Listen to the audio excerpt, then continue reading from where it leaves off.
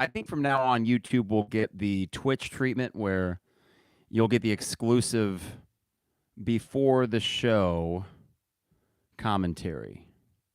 So we'll get started in just a second here. Let me see if I can't get this figured out so I can see the chat thread on my computer. All right, everybody. I'm still feeling good about Saturday. I am not at all worried about it. I'm really not. Maybe I should be.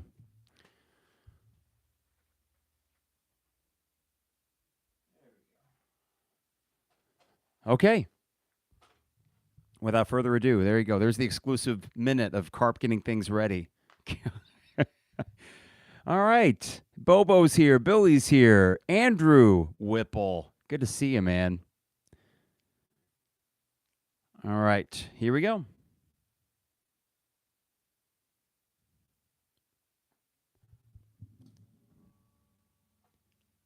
It is the 200 level, episode 290. Mike Carpenter in the basement on a little bit earlier than usual, Thursday evening. We've been doing some 7 p.m. podcasts, but doing 5 p.m. And why is that? It's because Mr. and Mrs. Carp, I just refer to myself in the third person, need to go out and get tailgate supplies. That's right. We need to get everything ready for the homecoming tailgate, which is coming up on Saturday. Looks to be a beautiful fall day. I don't know about you guys, but I've just been cruising all week. Things are good. And it's crazy how sports can do that to you, but I think that the absence of Illini success in the fall and now this sort of punctuated moment of success that we are not used to makes it that much sweeter. So the fact that you get 2 games in a row in the heat of this season, Iowa last week, which, as I mentioned on the last podcast, was a huge load off, and now the Minnesota game, which is sort of the cherry on top.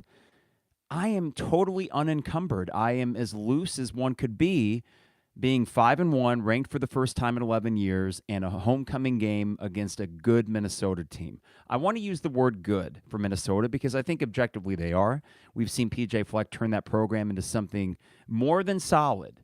A good 8 wins a year is what you can bank on from them, and they are possibly the team that could take over the Iowa or Wisconsin spot if either of those 2 teams fall too far.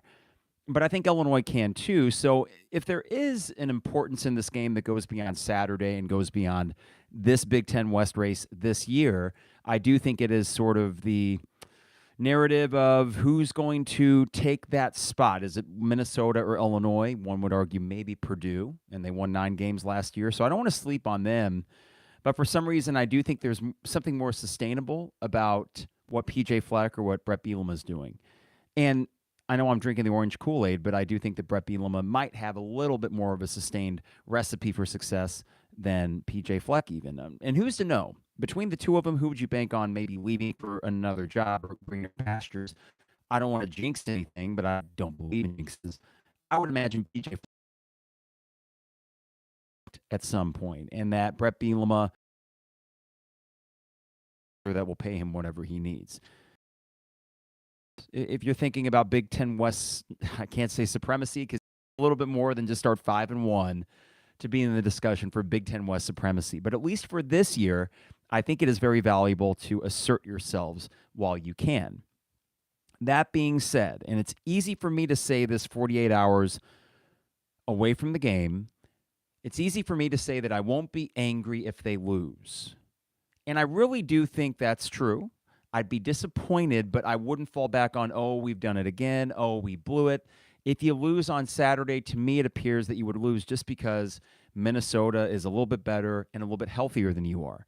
But for some reason, I'm having a really hard time imagining that they are better than Illinois. And that is the orange Kool-Aid, perhaps, but I think it's also based on what we've seen so far. And in Minnesota's case, what we haven't seen. They played Wisconsin and Iowa. I don't know if Wyoming's decent or not, but they have won some games since. Virginia has talent, but they're a mess. Wyoming and Virginia were better than any non-conference team that Minnesota played. Their non-conference schedule stunk. And yeah, the one time they played Purdue without Mo Ibrahim, we acknowledge that that's a big loss, but their offense was lethargic, and Purdue's defense is nothing to write home about. It's always dangerous to do the transitive property, and I'm kind of doing that now. Well, I don't think Purdue's that great, so them losing at home to Purdue 20-10 means we can keep them out of the end zone. I think we can. I still do. Until another team actually gets in the end zone, I'm not expecting it to happen. It's absurd, I know, but I would not be surprised if it happens again on Saturday.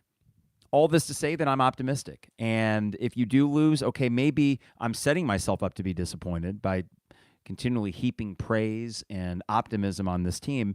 But I'm just going with what I've seen. And I said that before the Wisconsin game. I said that before the Iowa game.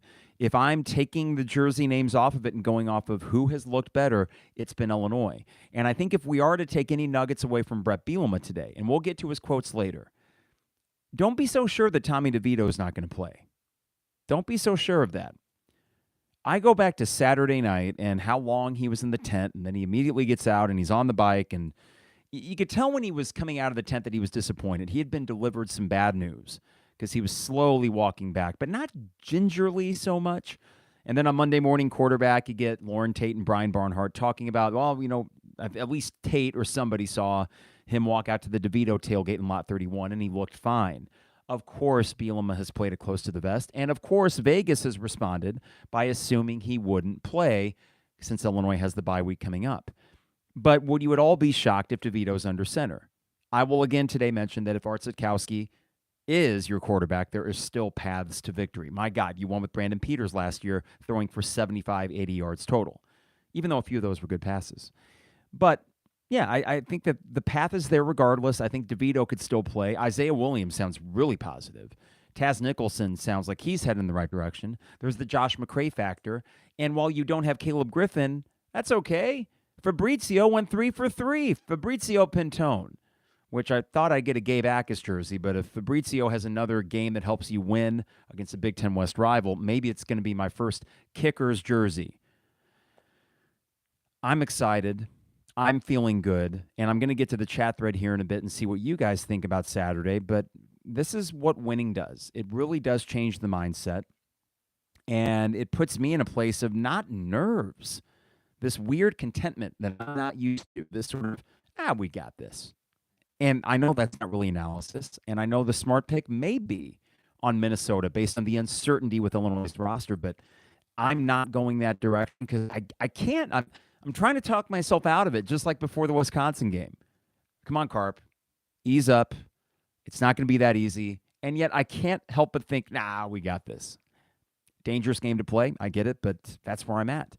YouTube live feed, where are you guys at? It looks like we got almost 10 people here on an early evening, and we see excitement from Michael Gerard, which I think Gerard is the name of a famous English footballer, European football, that is.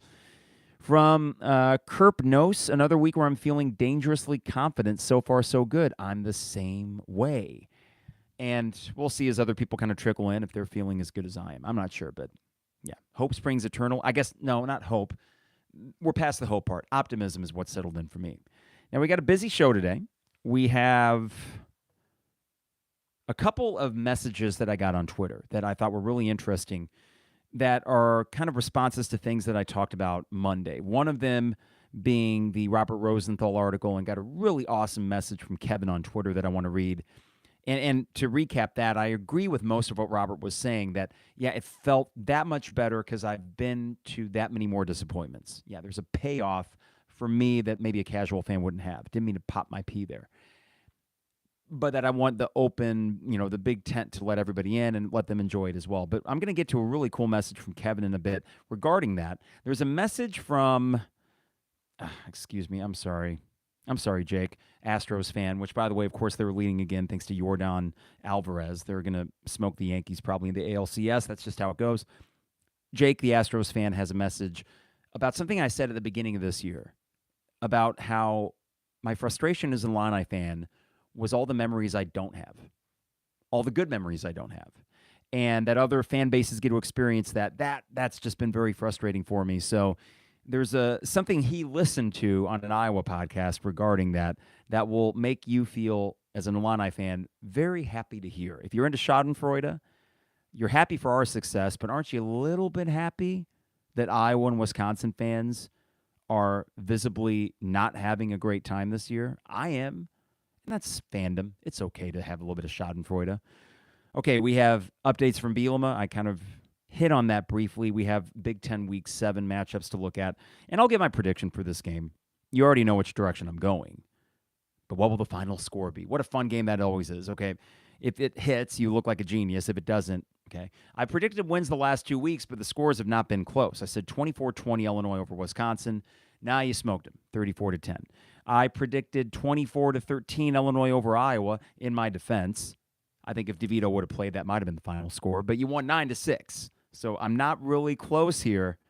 Let's see if I can get it right this week. Now, before I get too far into this, got to remind you the 200 level is brought to you by DP Dough online at dpdough.com. For all the best deals and prices, dpdough.com. They deliver anywhere in Champaign-Urbana. Sorry, I got a muted tab there.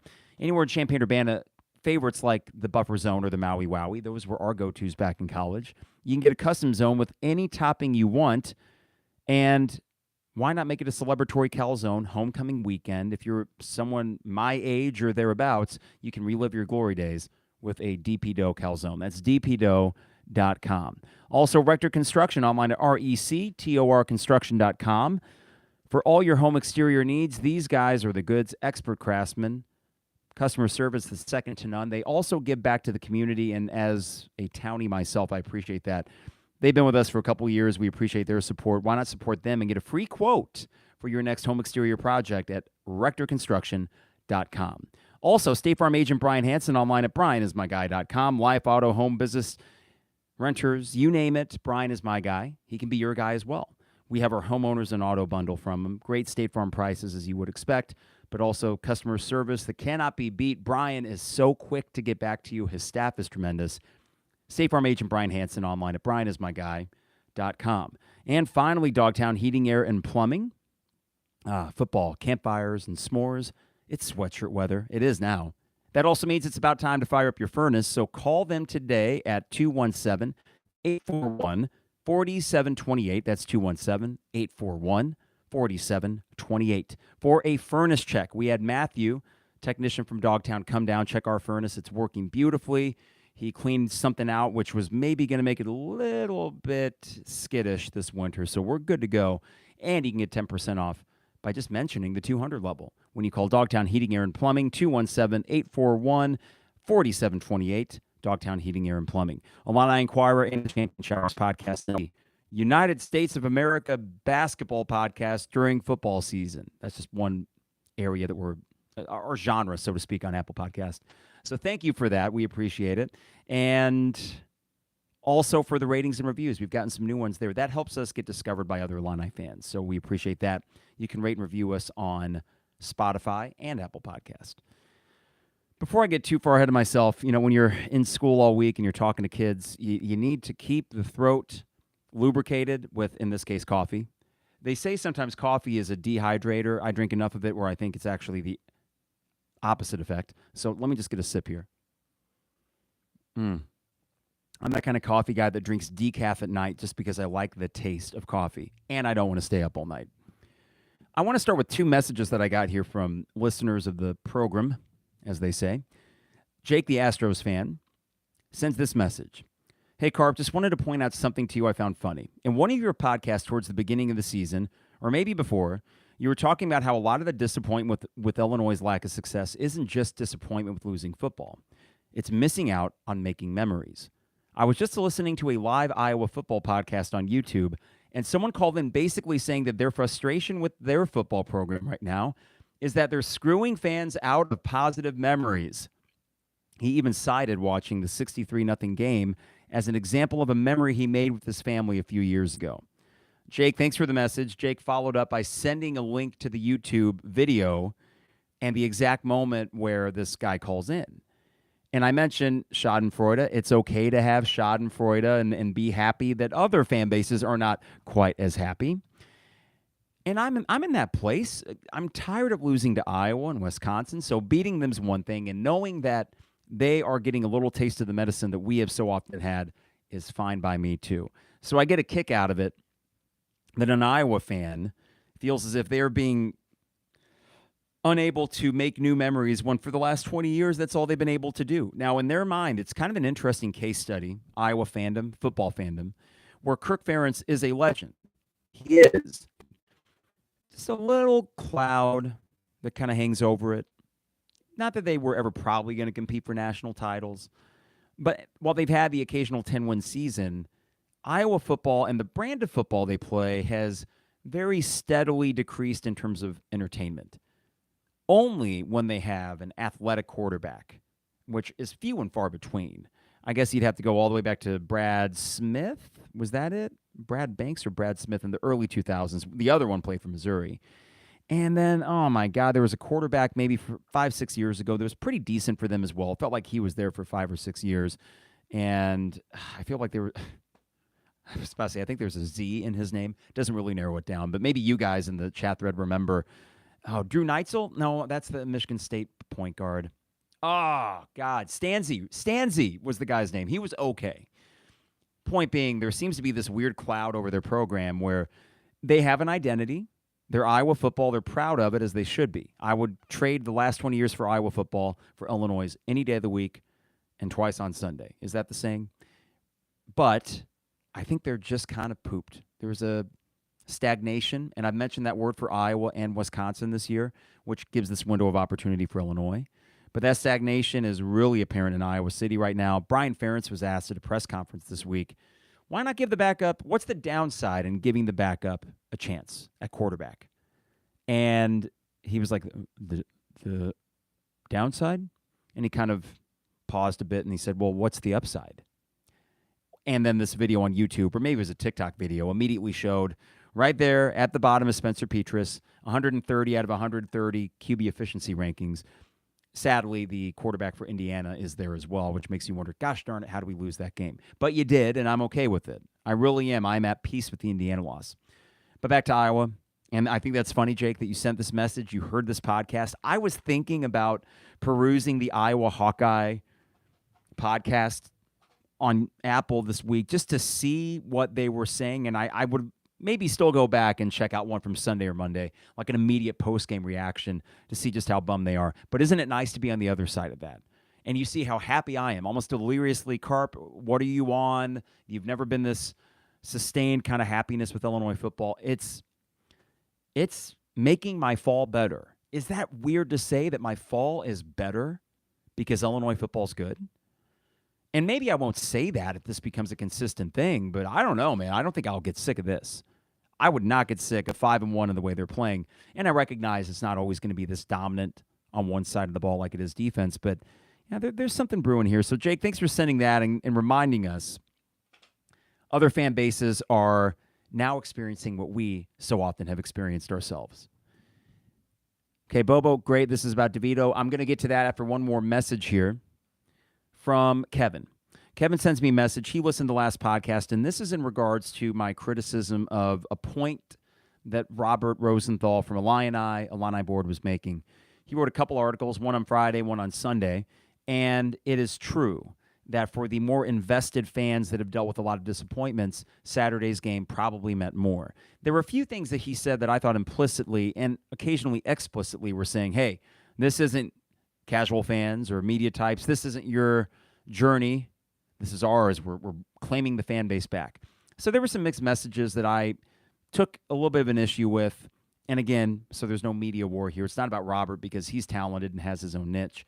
It was about a point he made. And I would have the same discussion with Robert in person and just say, hey, it is true. I agree with 90% of it because I felt that on Saturday. Well, Kevin sent this message. I'm going to read the whole thing because I think it was well worth reading. Kevin says, listening further to your discussion on Robert and gatekeeping, I don't entirely disagree with you, but I also absolutely feel a similar way to him. I am one of those 17, which is the phrase that they use for Robert and other fans that like football more than basketball. I live in Michigan, have had season tickets for 14 years, all while living in Michigan, and make it to the majority of home games each year. Have also been the Big House, MSU, and Northwestern for games. I'm not better than any other fan, but an experience at this Iowa game hit home with me as far as what Robert was saying. My seats are west balcony, south end, in the first 2 rows. I sit with my dad, my 10-year-old son who makes the trip with me. I remember you sending me the story about him, Kevin, when he was 2 a year or so ago. A friend and his 2 sons. My son and I come from Michigan, my dad from Springfield, and my friend and his sons from Monticello. Same seats for the last 5-6 years after moving from the Horseshoe. There are several other season ticket holders around us that have seen my son grow up, and we chat with. There are, of course, empty seats around us, usually, and some revolving single-game fans as well. Well, at this game, there was a loud group of fans that I've never seen before. And this guy, every big play was standing up and yelling, which is great and fine, no problem there. And he kept turning around and motioning for everyone else to get up. Now, as I said in my message above, I've done that so many times. Stood up on a big play just to be let down. Kevin, that sentence right there, the Alan Ball era. Remember the Alan Ball era, talented cornerback, all the 3rd and 8s where he gave 12 yards of cushion, slant pattern, another 3rd and long converted. I just think Alan Ball whenever I see 3rd and long conversions. That's what this whole game felt like. One giant 3rd and 15 to make a huge difference. And for what seems like the first time, the Illini came through. And what I couldn't help thinking, though, was how I've never seen this guy. Who was this guy to tell everyone else to stand up? Where was he when we lost to Eastern Michigan? I left at halftime that game. Or got destroyed by Wisconsin.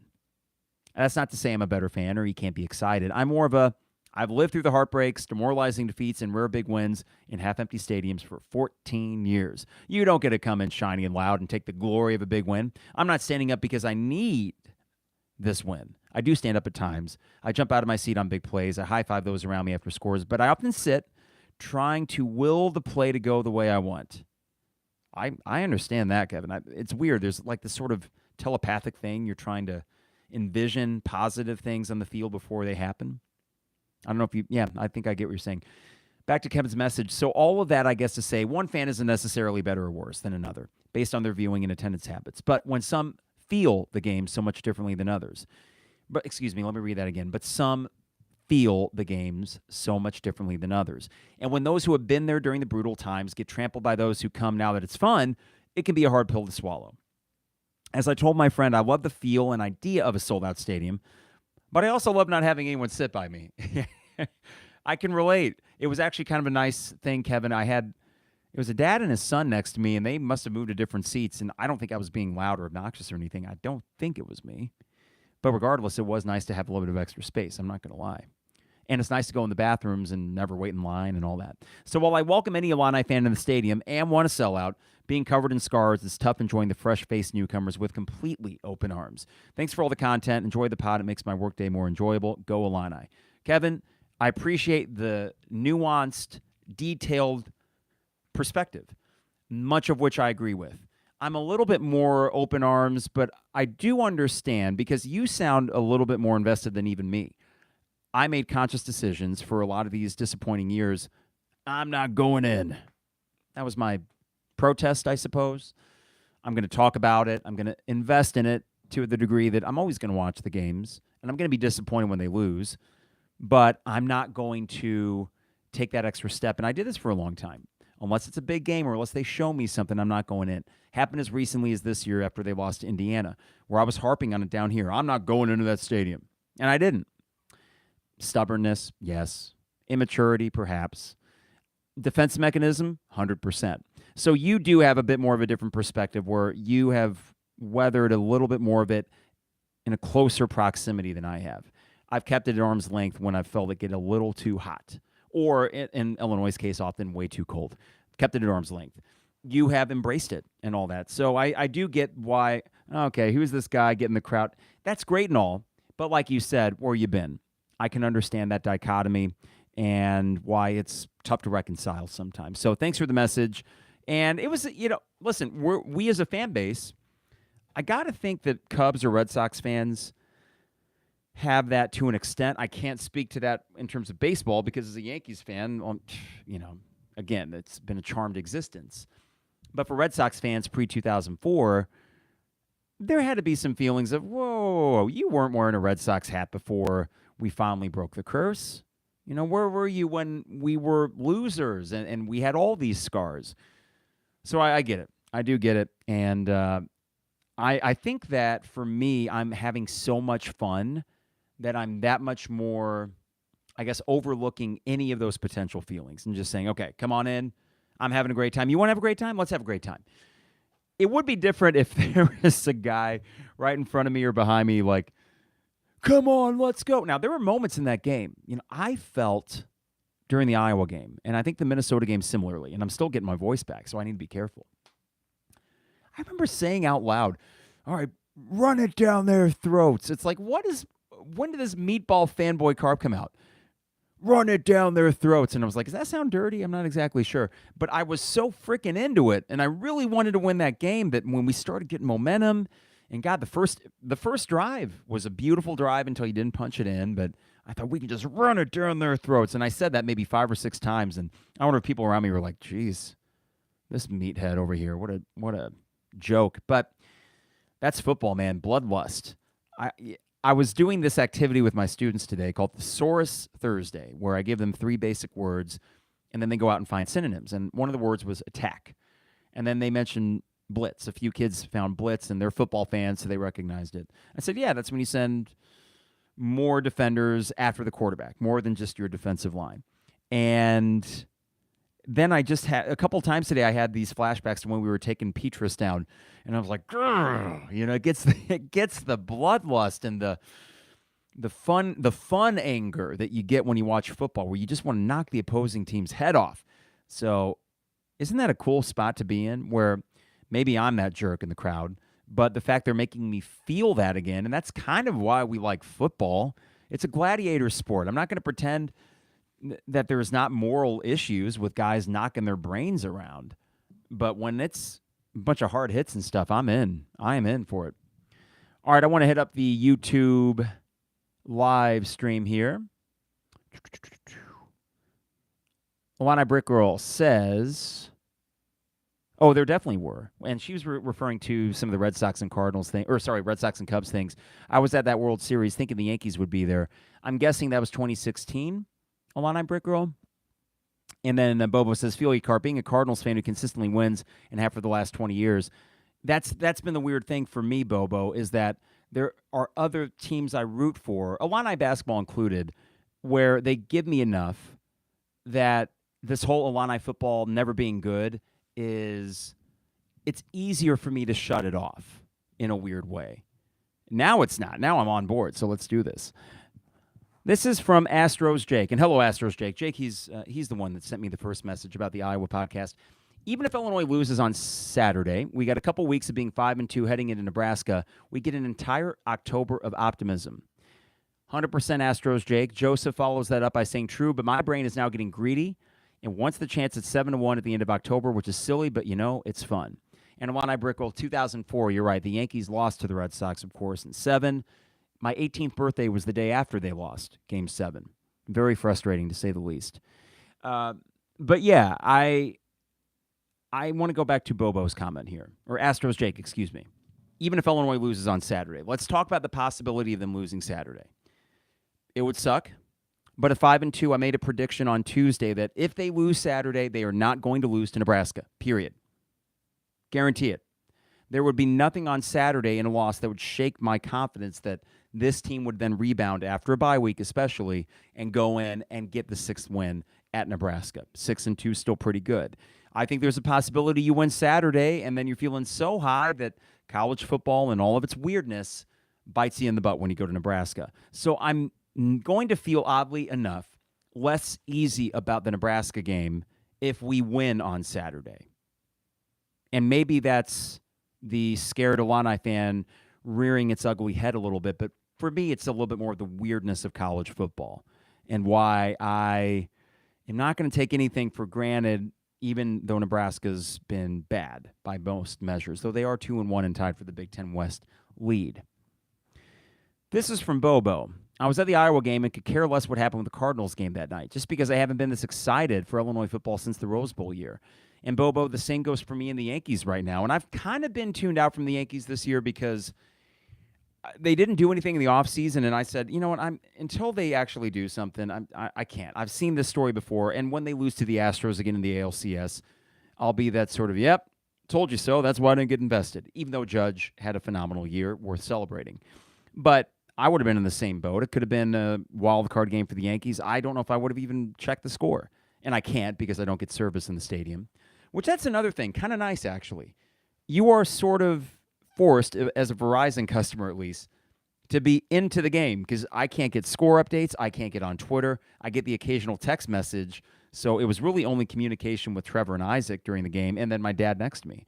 But that's nice. I was that much more invested because I can't check other scores, and maybe I wouldn't have anyways. But Verizon, your service can keep on sucking. It's not taken away from my enjoyment of these Saturdays.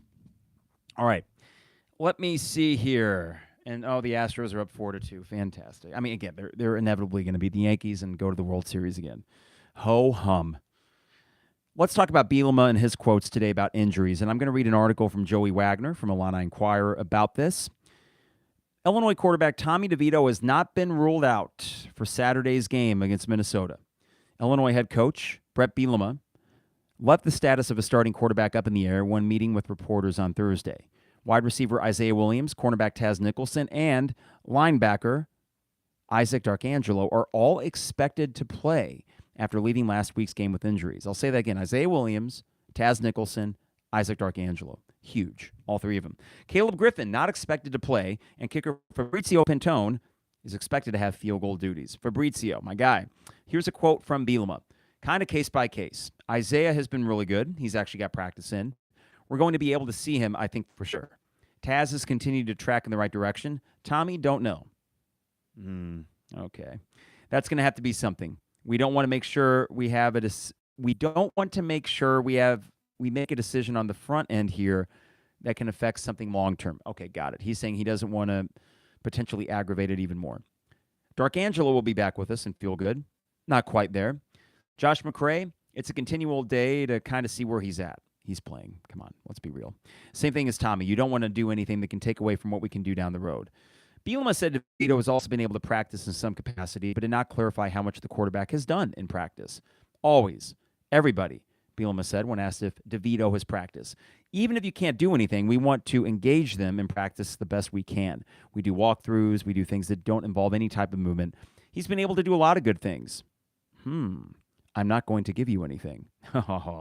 Oh, Bret. Bielema said that Sitkowski has got more reps during practice this week and DeVito's status up in the air. He definitely has got a lot more reps, Bielema said. The good thing about Art is he's a guy who prepares as well as he can. Literally, from the first game to where we are now, if he wasn't in there, he was standing behind Tommy doing the motion. He would take the snap count. He would take the read, and that's part of the reason he played as well as he did on Saturday. And really, if you take away the bad, silly plays, he wasn't terrible. This is my 14th year as head coach, and I don't know if I've ever seen someone prepare more for their moment that wasn't in the moment as him. It's a lot of fun to see him get rewarded because of it. All right. Hey, a couple quick numbers here from the end of this article from Joey. Minnesota ranks number 2 in the country in scoring defense, 8.8 points per game. Number 1 in total defense, 220 yards per game. Number 6 in rushing defense, 81 yards per game. And number 2 in passing yards per game, 140. Okay, they got a good defense. And I'm not going to do the whole thing, well, they haven't played anybody. Because before Wisconsin and Iowa, who would we play to get those gaudy defensive numbers? But those numbers stuck. I would need to go back and check and see how many yards did Purdue get. And actually, I don't know if anyone in the YouTube feed that's internet is doing a little better than mine. If anyone in the YouTube feed can find out how many yards Purdue got when they were up at Minnesota, because that might be actually a more accurate representation, knowing that, yes, they didn't have Mo Ibrahim, but their defense should have been able to probably do better against Purdue than what they gave up. So I don't know. Well, maybe get the yardage numbers for Purdue when they won up there. I keep going back to it, everybody. I wish I could tell you that I think, if this happens, that happens. Yes, there are a lot of things that could happen where Illinois loses the game. If they lose the turnover battle 3-0 or 3-1, again, I don't know if they can withstand that. And by the way, it looks like 359 total yards for Purdue. Thanks, Illini Brick Girl. Right? I mean, that's not great. And don't you trust Illinois' defense? I think the almost forgotten thing here is we say, I shouldn't say we say. I think you guys are an optimistic bunch. But I've been on the message boards just kind of lurking, and there seemed to be, at least early in the week, less optimism that, well, if you don't have DeVito, what chance do you have? And I thought that was kind of ludicrous. This defense is that good. They're that good. And for as gaudy as the Mo Ibrahim numbers may be, keep in mind, Braylon Allen was smoking opponents before they played us as well. I get the feeling that we're going to be able to contain Mo Ibrahim. Why? Because we've done it with everybody else. And consider the opponents, but we've had a tougher strength of schedule than Minnesota, tougher opponents across the board. And that defense has been as good, if not better, against Wisconsin and Iowa. I think Wisconsin's offense is better than Minnesota's offense. And we'll probably see that again on Saturday when Wisconsin goes up to Michigan State and probably smokes them. And yeah, god dang, Michigan State sucks. So all that is to say, I think we're fine. Special teams hasn't killed you. Punting seems to be coming around. Fabrizio Pintone's making kicks. I don't want to be in another game where you require him to score all your points. But if Art Sitkowski does play, let's say, if Art Sitkowski plays, you're really asking him to make 3 or 4 downfield throws. And I think he can do that. I know he can do that because we've seen it. And then you're asking Chase Brown to be Chase Brown. And what gives you any reason to think he won't be Chase Brown? Because while Mo Ibrahim was out against Purdue and got a lot of his numbers against early non-conference opponents, Chase Brown's been getting his against the Iowas and the Wisconsins of the world consistently. So I really don't have a lot of concerns in terms of whether or not he's going to get his. You got a healthy Isaiah Williams who will bounce back and not do what he did. I mean, my thought is this. What if the Iowa game was your ugly game? What if the Iowa game was the ugly game where somehow you were able to escape with a win, and now you saved your really clean performance for now? It could happen. And I do think you need to go back to last year's matchup against Minnesota to recognize, wait a second, they might be a year older, you might be a year older, but you're exponentially better. I don't know if they're exponentially better. I don't know, guys. I don't know what Vegas is smoking here. Maybe I'm too close to it. Maybe I am just way into the Kool-Aid, but I feel better about this than Wisconsin or Iowa, and you know how I felt about those games. So here you are. You entered this 3-game stretch. I said if you go 2-1, you're in great shape, and that still holds. You can lose Saturday and still be in great shape. But, man, 3-0 is right there for you. So why not do that, right? Let's see here. From Bobo, Illinois isn't losing another regular season game, and they're going to beat OSU in the title game, drunk in the orange Kool-Aid. I have a theory, Bobo. I think they will lose another game or two, and that would be Michigan and something else. I don't think Minnesota is that something else. But then again, I don't know what the other loss would be. It'll happen, though. I think 9-3 and 8-4. 8-4 you're still happy with, but 9-3 means you're continuing the level of play that you're at now, assuming a Michigan loss, which I'm not 100% assuming, but that's going to be tough. Tough sledding. I'll be there, though, and I'll be ready to go. But, Bobo, this notion that, well, if you win the Big Ten West, you're just going to go and get smoked by Ohio State and Indy. Maybe, but let's not underrate the defense. Let's not. This is not just schematic. It's very much schematic, right? But if there were a pie chart between is the success schematic or based on talent, it's more of an even split than you might consider. There are talented dudes on this defense. So if you were to tell me a healthy Illini team goes into Indy against this Ohio State team, the defense at least makes it respectable. What is respectable? A 34-20 loss? Maybe. Maybe Ohio State's just that damn good. But I'm not going to do this thing where if you go there, because I would be in Indy, and I wouldn't be traveling over there thinking, oh, well, it's going to be fun to lose 49-10. And I don't think that would happen. So I would love to come back to this conversation 2 months from now or a month and a half from now and be proven right that you could actually hang in there. Would I predict a win? Heck no, I would not. But play the game. Play the darn game. So I'm on the Kool-Aid too, Bobo. This is... Wow, Astros Jake is doing all 12 games this year. I'm impressed. Even looking forward to the Northwestern game. Will be cold as hell, but should be a lot of fun. Hopefully at that point, you're really just solidifying your January 1 bowl credentials. Give me the formerly known as Outback Bowl. I've always wanted to be in that bowl, the first one on New Year's Day, or in this case, the second, I believe, of January, because New Year's Day is a NFL Sunday. Joseph says, nice we have 8 home games because of the Northwestern game. Essentially, you do.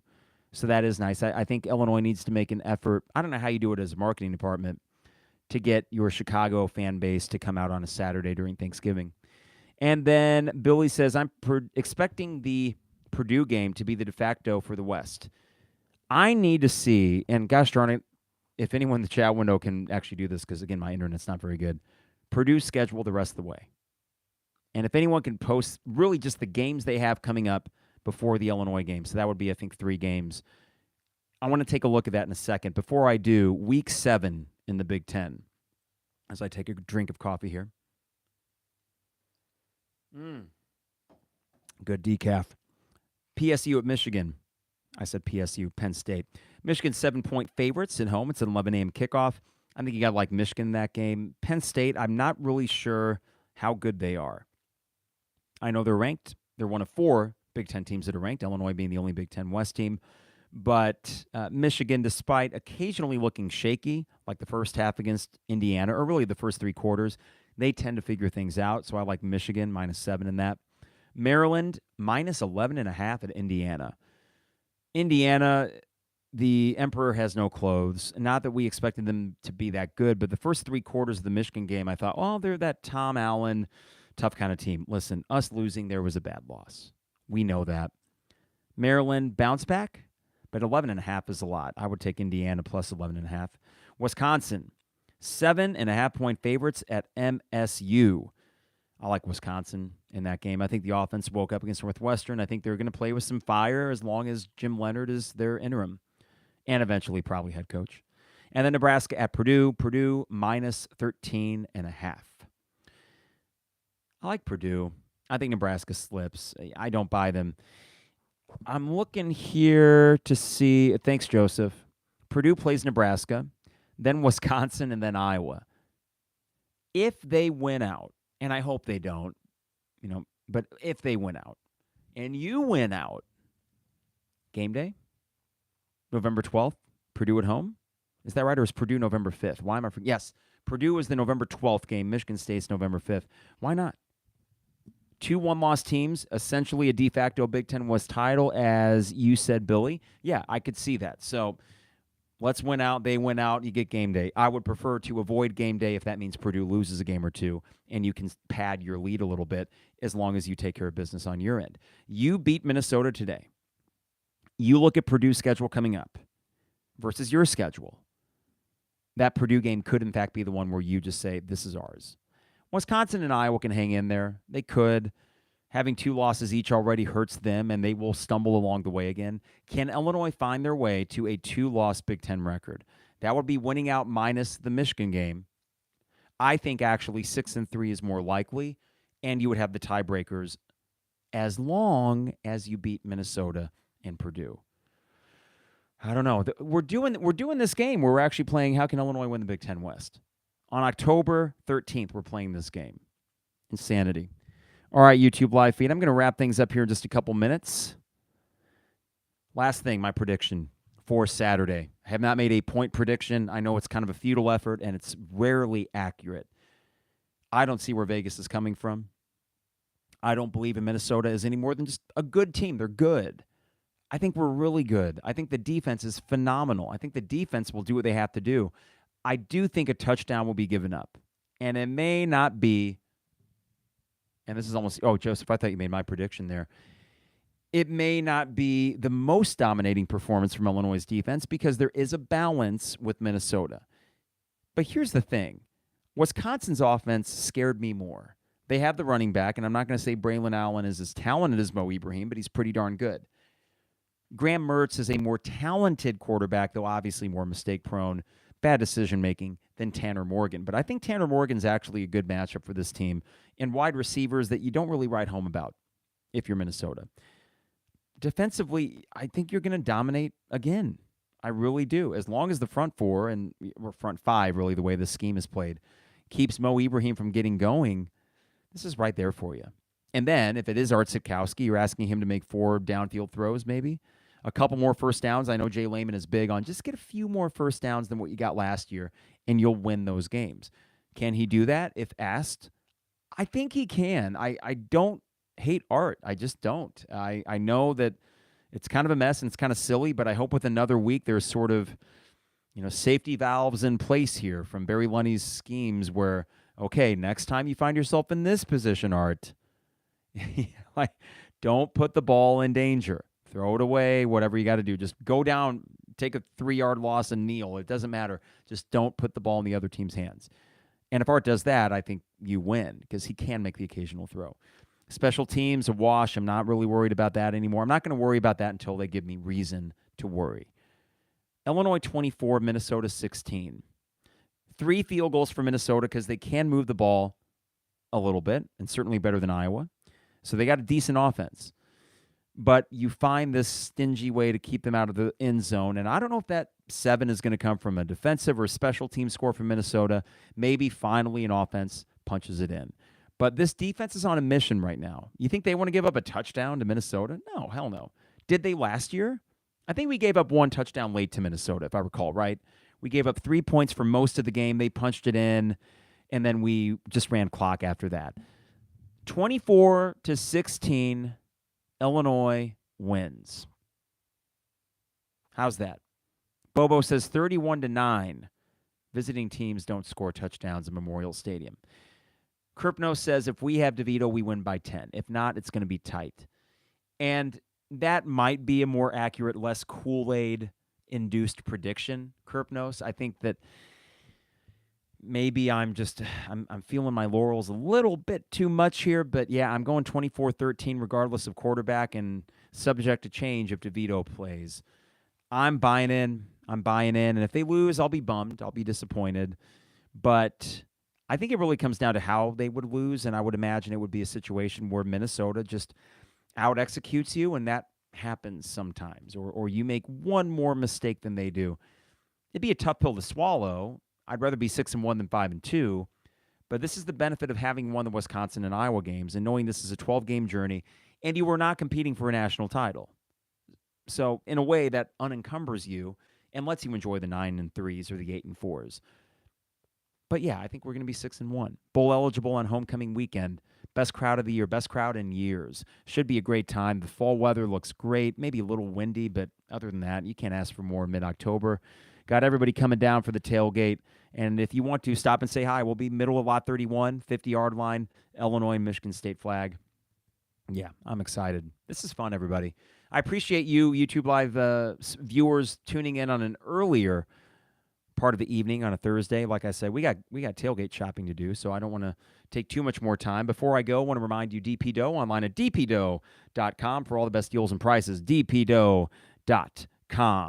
Also, Rector Construction online at rectorconstruction.com for all your home exterior projects. That's rectorconstruction.com. State Farm agent Brian Hansen online at brianismyguy.com. Life, auto, home, business renters, you name it, Brian is my guy. And he can be your guy at brianismyguy.com.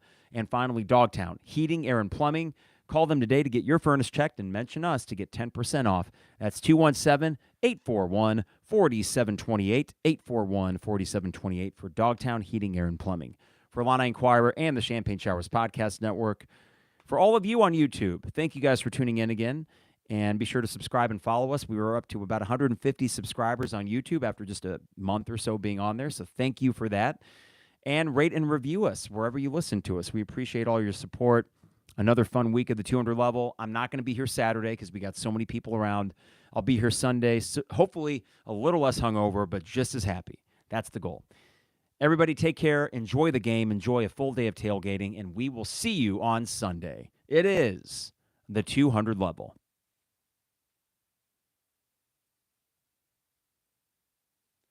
All right, YouTube. Thank you guys. Have a great rest of your day. And go Yankees when they play, I think, at noon tomorrow. And, yeah, go Yankees until the inevitable loss in the ALCS. Jake, appreciate the message. That was good to read on the air.